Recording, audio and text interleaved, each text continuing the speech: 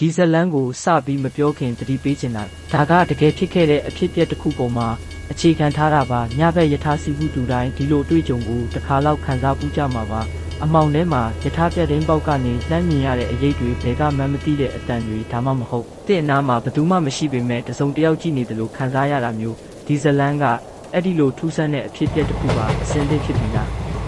ဒါဆိုစလိုက်ကြရအောင်ဒီဇလန်က2020ပြည့်နှစ်မိုးရင်းကာလတစ်ခုမှာစတင်ခဲ့ပါတယ်မိုးတကြီးမိုးရွာနေတဲ့ညတညမှာအောင်မင်းဆိုတဲ့လူငယ်တစ်ယောက်ကရန်ကုန်ကနေမန္တလေးကိုယထာနဲ့ခီးဆက်ဖို့ဆုံးဖြတ်ခဲ့တယ်သူကအလုပ်ကိစ္စနဲ့အရေးကြီးသွားရမှာမို့ည30နာရီထွက်တဲ့ယထာကိုစီးဖို့ဘူတာကိုရောက်လာခဲ့တယ်ယထာကတာမန်တန်းယထာပါခီးတဲ့တွေကတိတ်မများဘူးလူအနေငယ်ပဲရှိတယ်အောင်မင်းကသူ့လက်မှတ်ကိုစစ်ပြီးယထာပေါ်တက်လိုက်တယ်သူ့နေရာကပြတင်းပေါက်ပေးမှာအပြင်မှာမိုးတန်ကတဖြည်းဖြည်းကျလာပြီးလေတိုက်တန်ကပြတင်းပေါက်ကိုစောင့်နေတာကြောင့်အောင်မင်းအနေငယ်စိတ်နှောက်ယှက်ဖြစ်ခဲ့တယ်ယထာကဘူတာကနေစထွက်တဲ့ဘီတန်တွေအကျွတ်ကျွတ်နဲ့ဆက်လက်တန်ကအောင်မင်းရဲ့နားထဲထိုးပေါက်ဝင်လာတယ်သူ့အနားမှာလူတစ်ယောက်မှမရှိတတန်းလုံးလွတ်နေတယ်ဒါပေမဲ့အောင်မင်းတစ်ယောက်ဘာကြောင့်မှမသိစိတ်ထဲမှာတမျိုးခံစားရတယ်တစုံတစ်ယောက်ကသူ့ကိုကြည့်နေတယ်လို့သူ့ပြတင်းပေါက်ကနေအပြင်ကိုလှမ်းကြည့်လိုက်တယ်အမှောင်ထဲမှာမိုးဆက်တွေကလွယ်လို့ဘာမှမမြင်ရဘူး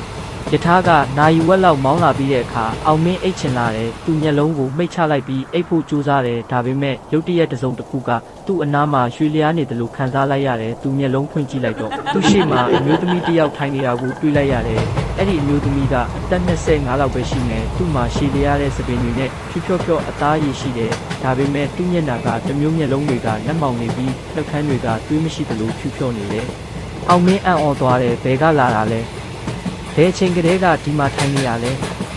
သူဘာမှမမေးရသေးခင်အဲ့ဒီအမျိုးသမီးကပြုံးလိုက်တယ်ဒါပေမဲ့အဲ့ဒီအပြုံးကအေးဆက်ဆက်နဲ့ထူးဆန်းတယ်ဒီမှာလူမရှိဘူးလားလို့သူကမေးတယ်အောင်မင်းဘာပြန်ပြောရမှန်းမသိဘူးသူပတ်ဝန်းကျင်ကိုလှမ်းကြည့်လိုက်တော့တတန်းလုံးလွတ်နေတော့ပဲဘဲကလာတာလဲလို့အောင်မင်းကမေးလိုက်တယ်အဲ့ဒီအမျိုးသမီးကဘာမှမပြန်ပဲတင်းပေါက်ကိုလှမ်းကြည့်နေတယ်အောင်မင်းစိတ်ထဲမှာတမျိုးဖြစ်လာတယ်သူထပ်မေးဖို့လုပ်တဲ့အခါအဲ့ဒီအမျိုးသမီးကရုတ်တရက်သူ့ကိုလှည့်ကြည့်ပြီးအငါ့ကိုမမြင်ဘူးလားလို့ပြောလိုက်တယ်အဲ့ဒီအခါအောင်မင်းနှလုံးခုန်တန်ကပုံမြန်လာတယ်သူဘာမှမပြန်နိုင်ဘူးအဲ့ဒီအမျိုးသမီးက trap ပြီးယထာရဲ့အဆုံးဘက်ကိုရှောက်သွားတယ်သူ့ခြေလမ်းတွေကထူးဆန်းတဲ့လမ်းလျှောက်နေပေမဲ့ခြေတံကိုမကြားရဘူးအောင်မင်းစိတ်ထဲမှာကြောက်လာပေမဲ့သူအဲ့ဒီအမျိုးသမီးနောက်ကိုလိုက်ကြည့်ဖို့ဆုံးဖြတ်လိုက်တယ်သူထပြီးယထာရဲ့အဆုံးဘက်ကိုရှောက်သွားတယ်အဲ့ဒီမှာဘာမှမရှိဘူးအမျိုးသမီးကပျောက်သွားပြီးဒါပေမဲ့အောင်မင်းပြန်လှည့်လာတဲ့အခါသူ့နေရာမှာအဲ့ဒီအမျိုးသမီးကထိုင်နေတာကိုတွေ့လိုက်ရတယ်ဒီတစ်ခါသူ့မျက်နှာကပိုပြီးကြောက်စရာကောင်းလာတယ်မျက်လုံးတွေကအနက်ရောင်ပြည့်ဖြစ်သွားပြီးနှုတ်ခမ်းတွေကနေသွေးဆက်တွေစီးကျနေတယ်အောင်မင်းအော်လိုက်ပြီးနောက်ကိုဆုတ်သွားတယ်သူဘာလို့ရမှန်းမသိတော့ဘူးအဲ့ဒီအချိန်ယထာကရုတ်တရက်ရက်သွားတယ်အပြင်မှာမိုးတန်ပဲကျန်တော့တယ်အောင်မင်းသတင်းပေါက်ကနေအပြင်ကိုလှမ်းကြည့်တယ်ဘာမှမမြင်ရဘူးဒါပေမဲ့သူပြန်လှည့်လိုက်တဲ့အခါအဲ့ဒီအမျိုးသမီးကသူ့မျက်နှာနဲ့လက်မတလင်းအပေါ်မှာရက်နေတာကိုတွေ့လိုက်ရတယ်ငါ့ကိုကူညီပါလို့သူကတိုးတိုးလေးပြောတယ်အောင်မင်းကြောက်လွန်းလို့မျက်လုံးမိတ်ထားလိုက်တယ်သူမျက်လုံးဖွင့်ကြည့်တဲ့အခါအဲ့ဒီအမျိုးသမီးကပျောက်သွားပြီးဒါပေမဲ့သူ့အနားမှာစာရွက်တရွက်ကြံခဲ့တယ်အဲ့ဒီစာရွက်မှာ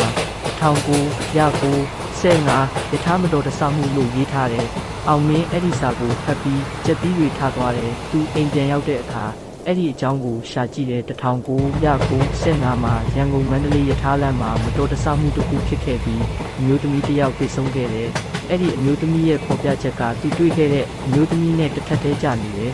အောင်မင်းအဲ့ဒီနောက်ဘယ်တော့မှညဘက်ယထာကိုမစီးတော့ဘူးဒါပေမဲ့သူပဲသွားအဲ့ဒီအမျိုးသမီးရဲ့မျက်နှာကိုမေးလို့မရခဲ့ဘူးသူပြောပြတာကအဲ့ဒီအမျိုးသမီးကသူ့ကိုကူညီဖို့တောင်းဆိုနေတယ်လို့ခံစားရတယ်တဲ့ဒီဇလန်ကဒီမှာပဲအဆုံးသတ်ပေမဲ့တစ်ခါတလေညဘက်ယထာစီးတဲ့အခါတင်လဲဒီလိုထူးဆန်းတဲ့အရာတွေကိုကြုံတွေ့ရနိုင်တယ်ဘယ်သူသိမှာလဲ